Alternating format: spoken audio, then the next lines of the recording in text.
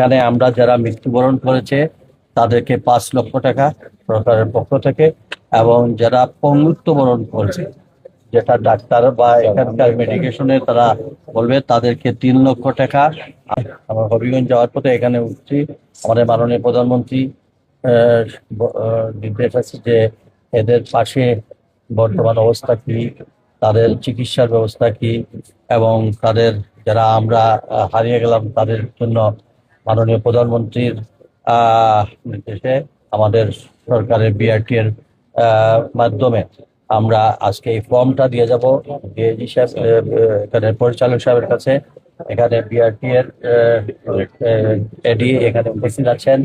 এখানে আমরা যারা মৃত্যুবরণ করেছে তাদেরকে 5 লক্ষ টাকা সরকারের পক্ষ থেকে, এবং যারা পঙ্গুত্ব বরণ করেছে, যেটা ডাক্তার বা এখানকার মেডিকেশনে তারা বলবে, তাদেরকে 3 লক্ষ টাকা।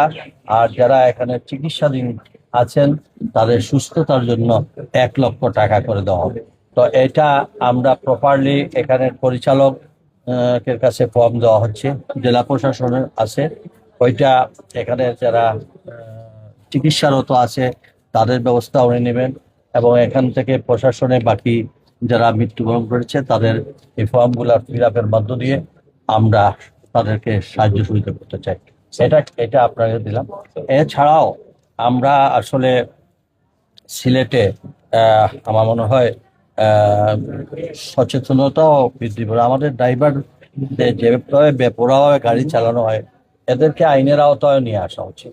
স্পিড, এত স্পিড মানুষ নিয়ে চলাফেরা করছে, মানুষের জানমালের যেখানে, আমার মনে হয় এই ব্যাপারে আরো কঠিন হওয়া